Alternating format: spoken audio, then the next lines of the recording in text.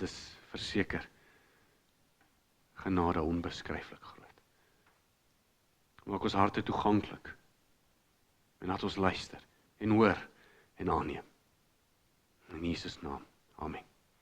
Dankie, julle is welkom, julle sitplekke te neem, baie dankie vir die musiek.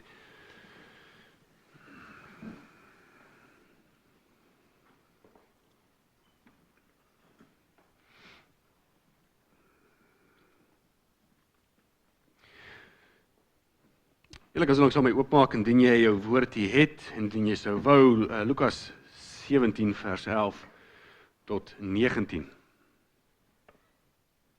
Lukas 17 vers 11 tot 19. Gaan ek vir ons lees, ons is besig met geloof, ons is nog steeds besig met geloof, of sal ek sê geloof is eintlik besig met ons, wat 'n goeie ding is, ware akkurate prentjie van geloof en hoe dit funksioneer in elke area van ons lewens, dink ek is belangrik, juis omdat ons gered is op grond van geloof.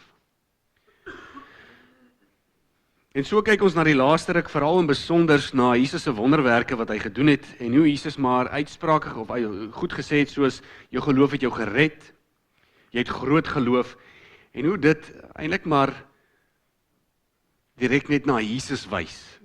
Geloof wys nie noodwendig na 'n wonderwerk self nie, maar dit wys altyd na die persoon en die wese van Jesus Christus. Nou vandag dink ek, bereik dit waaroor ons gepraat het, die laaste paar wonderwerke, die verlamde man, die vrou met bloedvloeiing, en dit alles bereik, ook die centurion bereik die hoogtepunt vandag, dink ek met hierdie gedeelte wat ons vandag gaan lees. So kom ek lees vir ons, en dan gesels ons 'n bietjie daaroor. Op 'n keer het Jesus op pad na Jerusalem, deur die grensgebied tussen Samaria en Galilea gereis. Toe hy 'n sekere dorpie binnegaan, het 10 melaatse mans hom tegemoet gekom.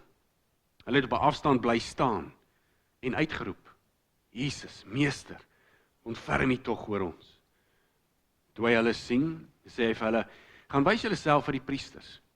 Op pad daarheen is hulle gereinig. Een van hulle het, toe hy sien dat hy gesond geword het, omgedraai en God met 'n harde stem geloof. Hy het op sy gesig aan Jesus se voete neergeval en hom gedank. Hy was 'n Samaritaan. Jesus antwoord hom toe, is daar dan nie 10 gereinig nie, waar is die ander 9? Was daar niemand onder hulle te vind wat omgedraai het om God te loof, behalwe hierdie vreemdeling nie? Toe sê hy vir die man, staan op en gaan. Jou geloof het jou gered. Nou hier dink ek, soos ons die laaste ruk gepraat het, om te sê dat geloof nie spesifiek wys net na 'n wonderwerk nie. Geloof gaan nie net om iets te verkry nie, geloof gaan nie net om God te probeer manipuleer nie. Ek dink hier word die kontras mooi uitgebeeld. Want hier sien ons 9 in vergelyking met die 1. So baie mense, veral dink ek in moderne Christenskap, dink dat wanneer dit goed gaan met hulle, wanneer dit goed gaan met hulle gesondheid, wanneer dit goed gaan met hulle finansies, en wanneer dit eintlik maar net goed gaan met hulle, dat hulle verhouding met die Here goed is. Omdat dit goed gaan met my omstandighede, beteken dit gaan goed met my en God. Dit is asof hierdie verhouding met God bepaal word deur wat jy ontvang en deur wat jy het. Maar dit is nie die geval nie. Daar is 'n verskil om iets te ontvang vanaf die Here en om werklik in verhouding met die Here te leef.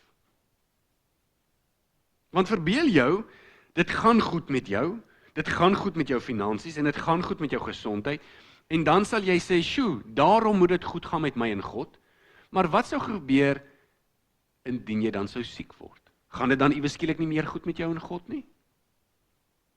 Dis moeilik om te sê jou verhouding met die Here is gekoppel op grond van dit wat om jou gebeur. Dis nie geloof nie. Dit is moontlik om genesing te ontvang, dis moontlik om geld te ontvang, dis moontlik om seën te ontvang, maar dit is ook moontlik dat selfs al gebeur daai goed, dat jy nooit werklik by Jesus uitkom nie. En dit is gevaarlik. Ek dink om ons verhouding te meet op grond van dit wat jy besit. Dit is gevaarlik. In Lukas 17 ontmoet ons hierdie 10 melaatse mans.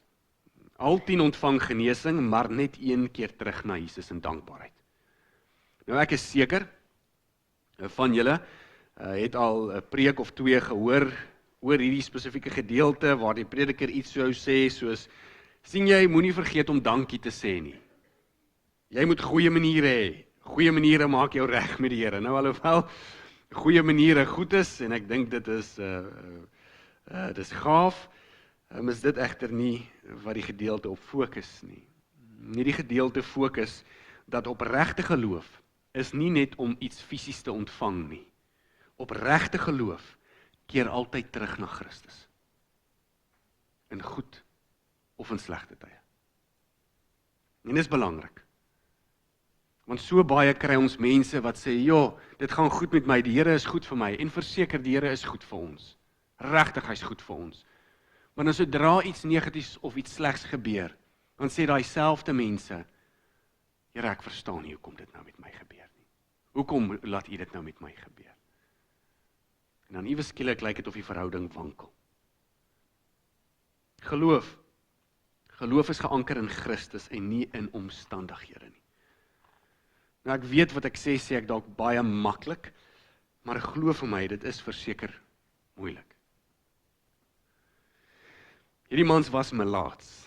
Nou melaats was 'n ernstige siekte. Hulle het eintlik gesê melaats is 'n kombinasie van velsiektes gewees. Baie van hierdie siektes was hoogs aansteeklik. Iemand wat melaats gehad het, sou gewoonlik sulke kolle op hulle vel gekry het, en dan daai kolle sou geswel het, dit sou gelyk het soos tipe tumors wat groei reg rondom jou, oor jou, op jou, oral. Dit groei op jou vel. En dit is alhoewel dit sigbaar is op die vel, sê hulle toe op die einde van die dag dat hierdie melaats is nie eintlik iets wat net buite sit nie, maar is eintlik iets wat binne gebeur. Dit val die sentrale senuweestelsel aan. So dit val jou van binne af aan en dit raak sigbaar na buite. Dit val jou organe aan. Jou vel is mos 'n orgaan. Dit val jou vel aan. Dit val al jou organe aan. Dit val selfs jou oë aan, jou tande, selfs jou larynx, jou stem. Baie van die ouens het met 'n heus stem gepraat. Hulle was besig. Dit is asof al die organe besig is om te verkrummel van binne na buite. Jy vrot letterlik van binne na buite. Dis melaats. En jy kan by jouself dink, hier's hierdie ouens, en hulle ly aan hierdie siekte, is aansteeklik. Nou word hulle verseker onrein verklaar. Hulle mag aan niemand raak nie. Niemand mag naby hulle kom nie. Hulle was onrein verklaar deur, die Ou Testament verklaar hulle onrein en die priesters ook. En niemand sou in elk geval naby hulle wou kom nie. Dit is aansteeklik, dit is 'n erge siekte wat verseker lei tot die dood. En indien jy sou genesing kry, indien jy gesond sou word van melaats, was daar 'n hele proses vir jou om weer terug te kom in die gemeenskap. As jy gesond is, dan moet jy by 'n priester uitkom, en die priester het dan voorskrifte. Dis hoekom eintlik 2 hoofstukke geskrywe is oor melaats, Levitikus 13 en Levitikus 14. En dan sou jy deur daai hoofstuk gaan, en jy word al vergelyk met hierdie hoofstukke om te kyk, is jy werklik skoon van melaats? Want hulle moes seker wees. As jy skoon is jy skoon. En dan as jy werklik skoon is, as die priester jou skoon verklaar het, jou geondersoek het, dan eers kan jy terugkom. Nou tot 'n mate was 'n melaatse man eintlik maar dieselfde soos 'n dooie lijk. Dit was dieselfde. Niemand mag aan hom geraak het nie, hy moes buite weg van almal af gewees het. En uiteindelik was maar net 'n kwessie van tyd voor iemand met melaats sou sterf. Hy is besig om te wag vir die dood in isolasie. En dit is ook hoekom 'n groot rede hoekom jy 10 melaatse man saamkry. Dis die enigste gemeenskap wat hulle gehad het. Hulle het geen ander vriende nie behalwe ander mede-melaatses.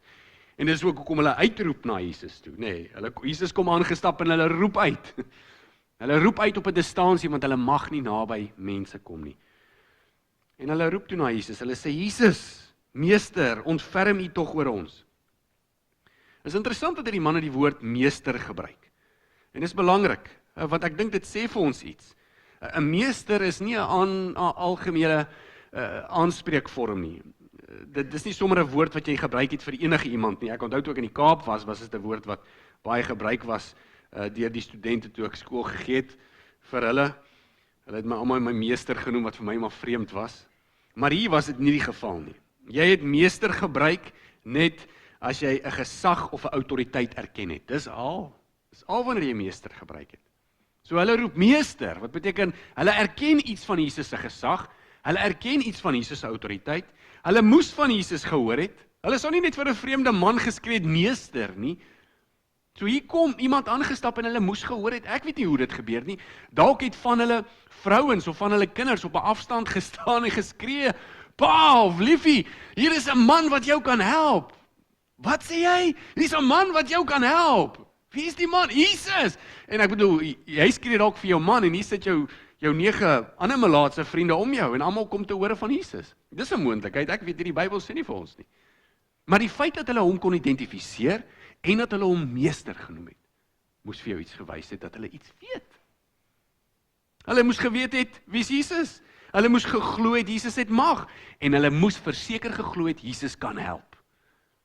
Daarom roep hulle uit. En hulle roep nie 'n bevel uit nie. Hulle sê nie, Jesus genees ons nie. Nee, inteendeel, hulle versoek. Hulle sê, Jesus, wees ons genadig. En as jy praat met iemand met gesag of autoriteit, jy gaan nie na hom toe en sê, luister, gee my nou 'n verhoging nie. Jy gaan na hom toe en sê, wees my genadig, met 'n verhoging. Wees my genadig. So hulle vra, hulle versoek die meester. En as jy eintlik dink daaraan, dit is waar ware redding begin. Ware redding begin wanneer 'n mens jou nood sien en jy sien iemand soos Jesus wie jou uit daai nood kan vat. Dit was die beginpunt van hulle redding. Here, ek is in 'n krisis, maar ek weet u kan iets doen aan my krisis. Here, ek is in 'n nood en ek weet as u Uself ontferm oor my nood, dan kan dit gebeur. Daarom sê die woord vir ons, leer ons dat hoogmoed gevaarlik is. As jy dink jy is okay, en as jy dink jy kan jouself red, en as jy dink jy's 'n goeie mens, dan beteken dit, jy het nie plek vir Jesus nie. Jesus is nie nodig nie. Hoogmoed, of geestelike hoogmoed as jy sou wou. Dis hoekom die koninkryk van die hemel se ingang baie laag is, want is nederig is wat daar inkom. Dis mense wat besef hoe afhanklik hulle van Jesus is, hoe afhanklik hulle van Kyrios, ons meester is, en hoe afhanklik hulle van sy redding is. Hierdie mense sien 'n nood, en hulle roep uit. En Jesus gee toe vir hulle 'n vreemde opdrag. Jesus stop toe, hy hoor toe hulle, en hy gee vir hulle opdrag. Hy sê, gaan wys julle vir die priesters. Vreemde opdrag. Want die priesters moet mos nou bevestig dat hulle skoon is. Die priesters genees nie. Die priesters inspekteer. Maar Jesus sê, gaan wys. So Jesus praat al klaar asof die wonderwerk klaar plaasgevind het, asof hulle al klaar skoon is. En wat nog meer indrukwekkend is, al 10 die mans gaan. Hulle gaan. Hulle stap. En hulle gaan. Dit is verseker 'n gebaar van geloof. Verseker. So, hulle het iets gehoor van Jesus. Hulle moes iets glo van Jesus. En hulle het geweet, Jesus kan hulle help. En toe Jesus sê, gaan wys jou vir die priesters. Dis hulle, kry, kom ek gaan. Absolute vertroue. Dit is 'n gebaar van geloof. Verseker. Nou hier dink ek lê die sleutel. Indien Jesus se wonderwerke net gegaan het oor genesing, dan dink ek hierdie is 'n goeie plek vir die storie om te stop. Want hulle al 10 is genees. En hulle al 10 het uit geloof uit opgetree. Verseker. Hulle was nie ongelowig nie. Maar ek wil vir jou wys, dat Christendom gaan nie net oor genesing nie. En hierdie verhaal gaan verseker nie net oor genesing nie, want die verhaal stop nie hier nie. Want ware geloof keer terug na Jesus, ten spyte van omstandighede. Hoor wat gebeur toe hulle nou, Jesus toe vir hulle sê, gaan wys julle self vir die priesters. Een van hulle het, toe hy sien dat hy gesond geword het, omgedraai en God met 'n harde stem geloof. Nou jy sal onthou, malaats tas die laryngitis aan. En hy loof hom met 'n harde stem. Hy het op sy gesig aan Jesus se voete neergeval en hom gedank. Hy was 'n Samaritaan. So een man draai om, een uit hierdie 10. En hy sien meer as net genesing. Hy sien wie het hom genees. Almal ontvang die genesing, maar net een ontvang die geneesheer. Almal ontvang die wonderwerk, maar net een keer terug na die wonderwerker. Ek dink as ek hierdie prentjie sien, dan as ek dit moet uitbeeld, ek probeer altyd dit visualiseer. As ek dit moes uitbeeld, dan sien ek hoe hierdie 10 mans, hoe Jesus uitroep, gaan wys jouself vir die priester, en ek sien hoe loop hulle. En ek sien hoe kom een man, en hy voel dalk iets eers. En ek dink hy stop in sy spore, en hy kyk na sy hande miskien.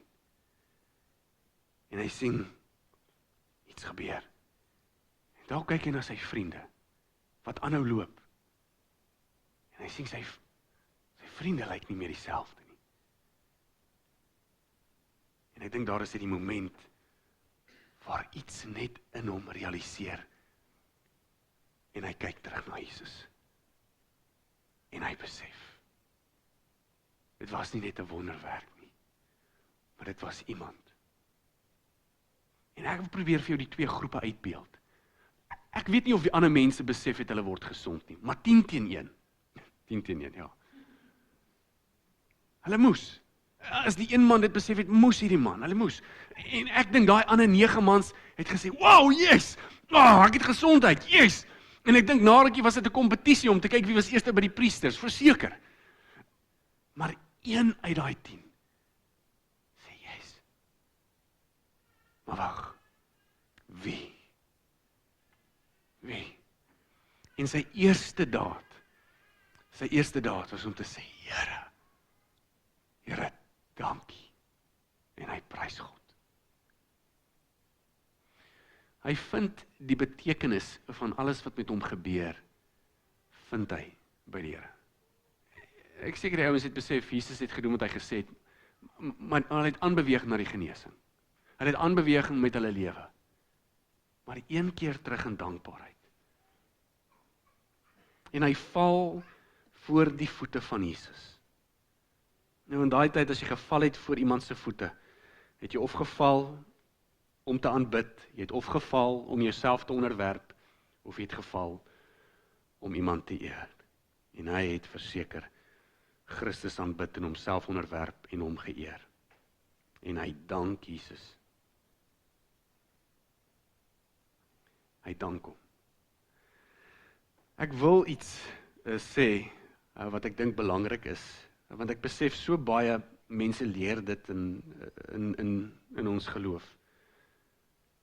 Hulle sal vir jou sê dat as jy net positiewe woorde uitspreek oor jou siekte, dan gaan jy gesond word. En as jy positief voorspoedig praat oor jou en jy verklaar voorspoed oor jou lewe, dan gaan dit goed gaan met jou. Dink positief, spreek geld in jou lewe, spreek gesondheid in jou lewe. Maar dit is nie die geval wat hier gebeur het nie. Hierdie ouens was by 'n plek waar hulle nie die vermoë gehad het om eers dalk fisies te praat nie, maar tweedens hulle was in absolute afhanklikheid van genesing. Hulle kon hulle self nie red nie. Hulle kon positief gespreek het en positief gedink het, niks het gebeur nie. Hulle enigste hoop het gelê in Jesus.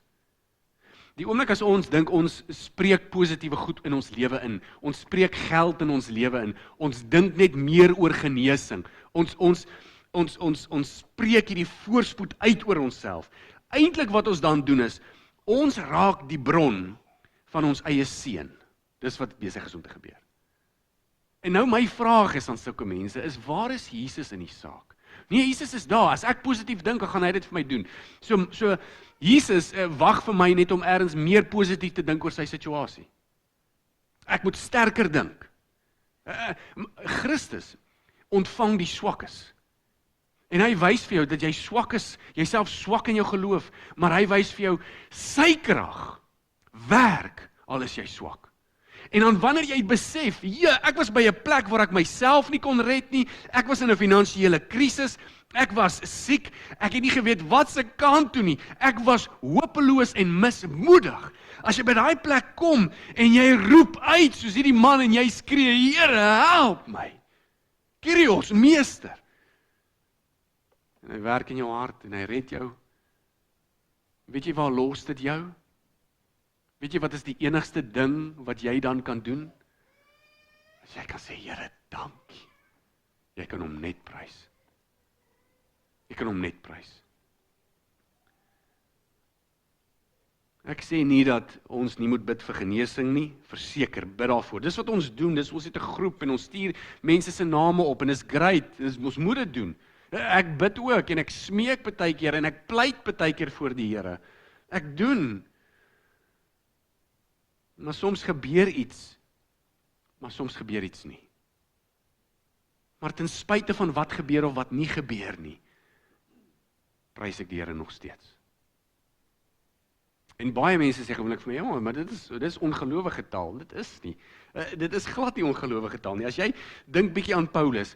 Paulus het hierdie doring in sy vlees gehad, nê. Hy sê en 3 maal bid ek tot die Here, 3 maal. En die Here sê nee. Nee. Wat was die doring? Ons weet nie. Fisiese gesondheid, dalk iets met sy oë, miskien. Dalk was dit iemand wat hom getuister het of wat hom gepla het of wat heeltyd hom word vervolg. Miskien, ons weet nie. Die punt is ons hoef nie die probleem te ken nie. Maar 3 keer bid hy oor hierdie probleem. 3 keer, die Paulus. En die Here sê vir hom nee. Hy sê, weet jy hoekom sê hy nee? Hy sê want my genade is vir jou genoeg. Met ander woorde, Paulus, ek is vir jou genoeg, ek sal jou dra, ek sal jou lei, dit gaan oor my Paulus, bly jy by my Paulus. Hy doring gaan jou 10 teen 1 nederig hou, Paulus. En Paulus sê goed. Nou is nog 'n vreemde insident, in 2 Timoteus 4:20 lees jy, Paulus het die gawe gehad van genesing, nê. Hy het mense genees. Maar in 2 Timoteus 4:20 lees jy hoe hy Trofimus, dis nou een van sy volgelinge, 'n medegelowige. Hy het Trofimus in Milete siek agtergelaat. Hoe is dit moontlik dat die Paulus, wat sy hande op mense gelê het en mense het gesond geword, hoe is dit moontlik dat hy 'n medebroer Trofimus siek agterlaat? Paulus, hoekom sê jy nie net om die hande op hom nie? Hoekom spreek jy nie net positiewe goed nie? Paulus, hoekom salf jy hom nie net nie? Paulus, hoekom nie? Hoekom maak jy hom nie net gesond nie, Paulus? Wat is fout met jou as jy kwaad vir hom? Seker Paulus moes vir hom gebid het. Genesing het nie gekom nie. Soms doen dit nie. Die kern is Christus. Dit is nog altyd Christus. Ons staan nie in verhouding met die Here op grond van wat hy vir ons kan doen nie. Ons staan in verhouding met die Here op grond van wie hy is en waar hy ons kom red het. En ek weet nie altyd hoekom genesing nie plaasvind nie. Ek self het al gesien hoe mense genesing gekry het, maar dan op kere dan verloor ek iemand naby aan my. Ek verstaan dit nie.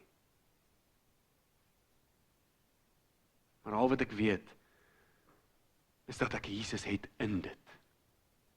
En dat Jesus saam met my is, deur dit. En dat Jesus vir my genoeg is. En ek dink die ergste ellende wat iemand kan kry, is om te sterf sonder om die Here te ken. Dit is die ergste. Dit is nie om te sterf van 'n siekte nie. Dit is nie lekker nie. Maar tog lees ons ook iets daarvan in 2 Tessalonisense, nê, waar Paulus skryf, hy sê, moenie treur soos die mense van die wêreld nie. Ons Christene, ons huil nie soos mense van die wêreld nie. As ons iemand verloor, ons verlang en ons mis, maar ons weet, dood het hom nie vas nie. Dood het hom nie gevat nie.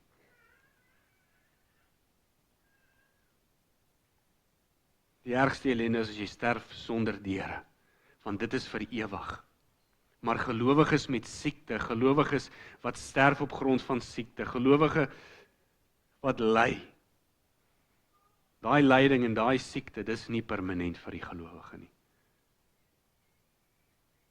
Daarom gaan dit meer oor hom te ken, as wat dit gaan oor genesing of voorspoed. Maar natuurlik doen God wonders, verseker. Wanneer, ek weet nie. Hoe werk dit presies, ek weet nie. Maar ek weet Christus. Ek weet Christus. En dis my hoop. Dis waaraan ek kleef. Ek weet nie hoe lyk môre nie. Maar ek weet Christus is reeds daar. En ek weet elke goeie gawe is van die Here se hand. Alles wat ek ontvang ek uit sy hand. Nie omdat ek het verdien nie, nie omdat ek 'n goeie ou is nie, maar omdat hy heers. En omdat hy gee. En ek dink as jy dit werklik verstaan, dat dit gaan oor Christus, dan kan jy nie anders as om te sê, maar Jesus, wees die middel. Wees my alles. Mag my lewe om jou draai.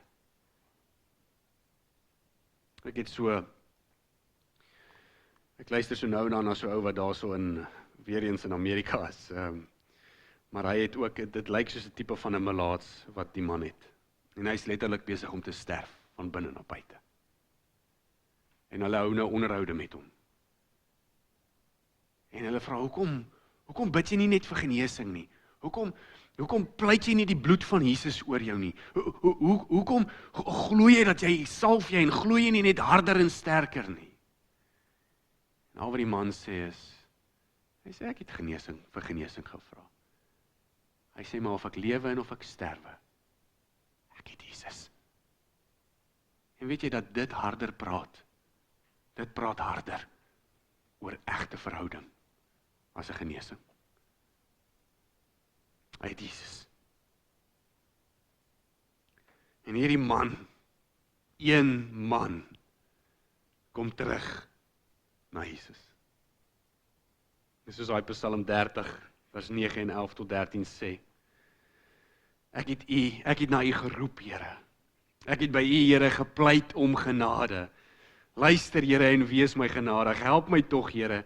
U het my droefheid verander in 'n dans van vreugde. U het my rouklere weggeneem en my met vreugde geklee. Daarom sal ek sing tot eer en nie swyg nie, Here my God. Ek sal u dank vir altyd.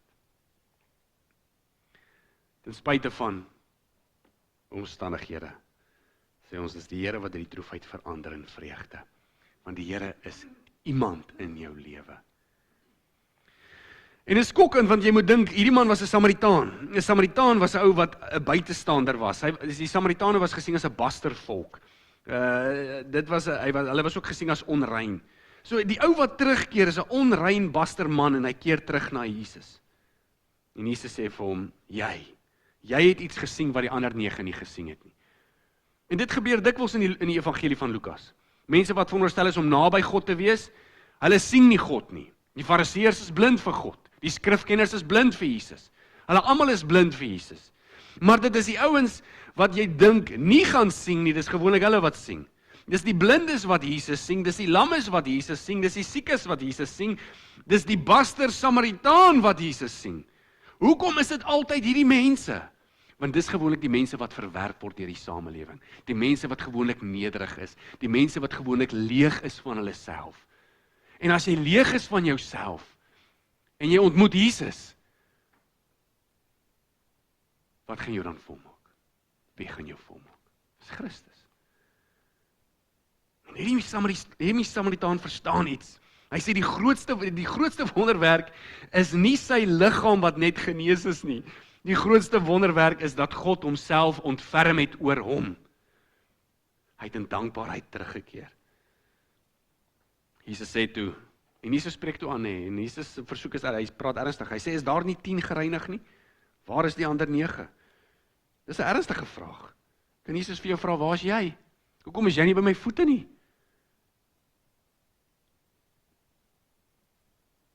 Dis nie net omdat die Samaritaan beter maniere gehad het nie. Die Samaritaan het geweet, dis Christus. Hoekom was die ander 9 dan genees? En dit is 'n belangrike vraag. Hoekom het Jesus hulle dan genees? Jesus moes geweet het, hulle gaan ondankbaar wees. Hulle het nie goeie maniere gehad nie. Ons leer ons kinders van kleins af, sê dankie, sê dankie vir die oom, ons leer ook, sê dankie. Waar is hierdie ouens se dankie? Nie goeie maniere gehad nie. Slegte karakter. Hoekom het God hulle dan steeds genees? Hoekom het Christus hulle steeds genees? Wel, God se goedheid, God se goeie karakter word sigbaar oor mense wat dankbaar is en oor mense wat ondankbaar is. God se goeie karakter word sigbaar oor bose mense en oor goeie mense. Nee, hoor wat sê Lukas 6:35, net so 'n bietjie paar hoofstukke terug. Wat ek nou Matteus 5 het ek hom gemis.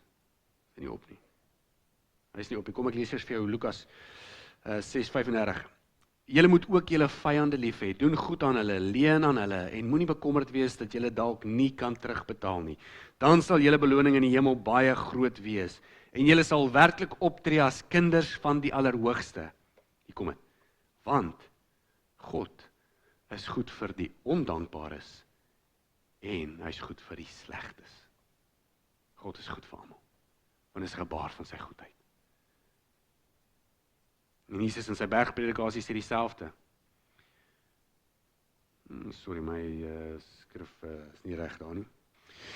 In die bergpredikasie is dieselfde. Hy laat immer sy son opgaan oor die slegtes en die goeies. Hy laat sy reën val op die wat reg doen, maar ook op die wat verkeerd doen. So dit gaan soms goed met slegte mense, maar dit gaan soms ook sleg met goeie mense. Ek probeer vir jou wys dat al gaan dit sleg in jou omstandighede, beteken dit nie dit gaan noodwendig sleg met jou en God nie. Moenie jou verhouding met God meet op grond van wat om jou aangaan nie. Al gaan dit goed met jou, moenie sê, "O, nou is my verhouding met God reg nie." Omstandighede bepaal nie hoe jy staan voor die Here nie. Ons is tog pelgrims. Vriende, die Here is goed vir jou. Hy is goed vir jou en hy is altyd goed. Want net om hom te kan ken, is eintlik maar goedheid by homself. En dis wat ons sê, nee. Dis wat Paulus skryf. Hy skryf dit Filippense 3:8. Hy sê, ja, nog meer, ek beskou alles as verlies, want om Christus Jesus my Here te ken, oortref alles in waarde. Ek dink oor hierdie skrif. So om Jesus te ken, oortref gesondheid. Om Jesus te ken, oortref rykdom. Om Jesus te ken, oortref alles in waarde. Meer as geld, meer as gesondheid, meer as voorspoed. Hoekom te ken? Hoekom te ken, waar Jesus sê vir sy disippels, om Jesus te ken, dit is die ewige lewe, dat hulle U ken. Die ander 9 ontvang die seën, en hulle gaan aan met hulle lewens. Die Samaritaan ontvang ook 'n seën van genesing, maar hy keer terug in aanbidding en onderwerping. So wie is werklik gered? Dis die vraag. Wie is werklik gered? En dit is waar ons die laaste ruk stil staan. En dan is ek klaar. Wonderwerke sal niks beteken as jou siel verlore gaan nie. Ons het dit herhaaldelik gesien. Ons het gesien met die verlamde man, wat help dat hy kan weer loop, maar hy loop in die hellen. Wat help dat jy kan weer huis toe gaan, soos die melaatse mense, maar jou tuiste is eintlik die ewige duister. Wat help het? Jy word genees van jou kwaal, maar jy ly aan 'n siekte van die siel. Wat help dat jou sakke is vol, maar jou hart is leeg? Die grootste wonder, die grootste nood, is verseker redding uit die dood. Maar ook dat 'n sondaar voor Christus buig, en van ware lewe in Jesus getuig. En Jesus sê toe vir hierdie man, staan op en gaan, jou geloof het jou gered. Nie genees nie, gered. Dit beteken meer as net fisiese genesing. Al 10 het genesing ontvang, maar 1 het redding ontvang. Want jy het teruggekeer in aanbidding. So hoe pas ons dit toe? Ek sal sê dit is moontlik om in 'n kerk groot te word. Dit is moontlik om in 'n kerk gedoop te wees. Dit is moontlik om belydenis van geloof af te lê. Dit is moontlik om geseënd te wees. Dit is moontlik om voorspoed te ervaar. Maar hierdie goed beteken nie jy is aan die voete van Christus nie. Ek sê nie dat dit nie belangrik is nie. Dit is belangrik. Op jou belydenisaflegging is belangrik. Die doop is belangrik. Het is belangrik om by Christus se goeders uit te kom. Maar as ons nooit by Christus self uitkom nie, beteken dit niks. Ware geloof eindig altyd in aanbidding. So in plaas van om te sê, die Here is goed vir my, sê ons eintlik, Here, U by U self is goed. En U is goed in aanbidding. Ware geloof eindig altyd in dankbaarheid. Ware geloof eindig altyd in onderwerping. Dit laat my dink aan daai bekende lied. Blye versekering. Hallo. Blye versekering, Jesus is myn. O, wat 'n vreugde, heerlik en rein. Ek is wedergebore, rein deur sy bloed. smaak ek sy vrede in my gemoed. Hoekom het jy blye versekering? Want Jesus is myn. En verbeel jouself gou-gou, oor 'n paar jaar, waar is daai mans? Daai 9 en daai 1. Een sê dalk, ek het my gesondheid teruggekry. 'n Ander een sê, ek het my familie teruggekry. 'n Ander een sê, ek het my lewe teruggekry. En 'n ander een sê, ek kon huis toe gaan, ek kon my mense aanraak. Verseker hulle het dit gekry. Maar net een man kon sê, ek het Jesus gekry. Net een. Miskien sit jy hier en jou hart sukkel. Miskien luister jy en jy het 'n geliefde verloor of jy het 'n siekte. Miskien is immigrasie vir jou erg soos wat dit vir my erg is in my gesin. Miskien gaan dit swaar. Miskien is jy onseker oor môre. Ek wil vir jou sê, ons Jesus is by verre groter as dit. Ons kyk nie na môre nie. Ons kyk na ewigheid met hom. Ons kyk na wie hy is vir ons. Die siekte sal jou dalk laat ly, maar is net tydelik. Die wêreld sal dalk by jou steel, maar is net tydelik. Maar ons Christus is vir ewig. Miskien het jy iemand verloor en jy het verlange. Maar ek wil vir jou sê, dis ook nie vir ewig nie. Jesus is werklik genoeg. Ten spyte van jou omstandighede. En al wat ek kan doen dan in sulke gevalle is terugkeer na Christus. En sê, Here, dankie. Hier is genoeg. Hierdie is tydelik. Ek gaan probeer laat ons hierdie liedjie saam sing. En as dit nie werk nie, dan gaan ek vra dat die musikante na vore sal kom. Maar hier is die liedjie, die blye versekering. En ek wil hê hierdie woorde moet jy uit die harte van jou binneste uit, 'n bassein. En net werklik sing dat Jesus vir jou genoeg is. So ek gaan vir ons bid, en dan gaan ons die lied sing, as ons slotlied, en dan gaan ek die seën spreek. Kom ons bid. Hemelse Here,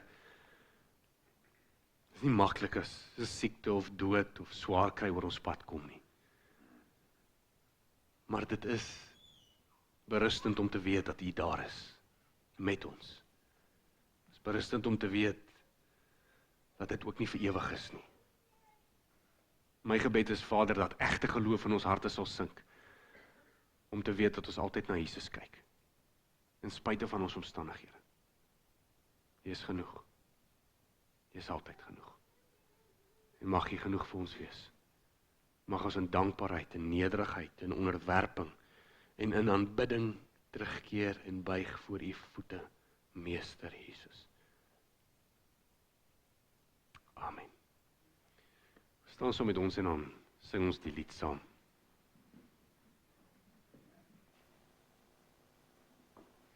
Ek weet nie wat ek moet doen nie.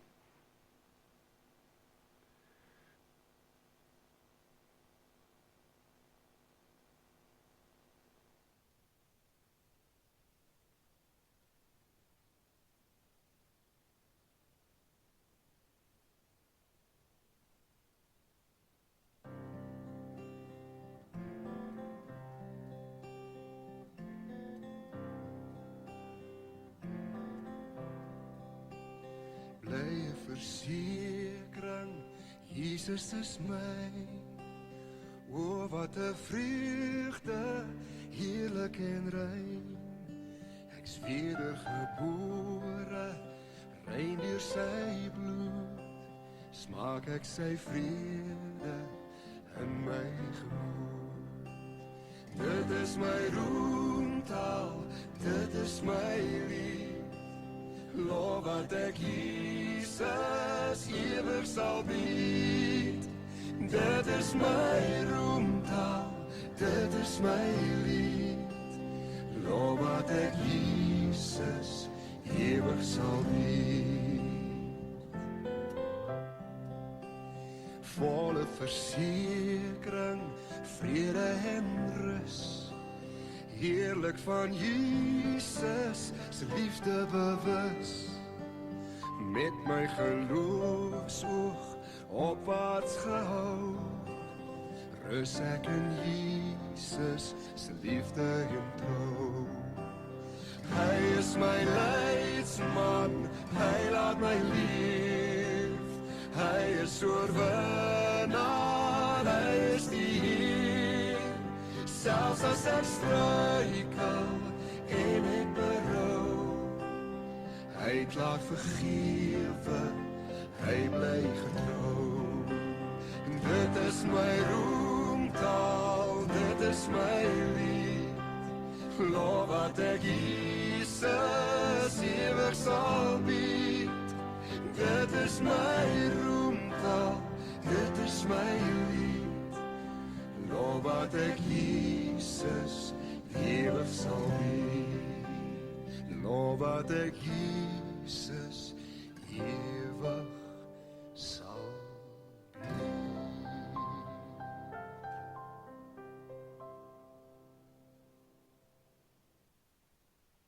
En miskien is jy in 'n moeilike plek. Miskien is jy deur verlies. Miskien het jy die pad so 'n bietjie byster geraak.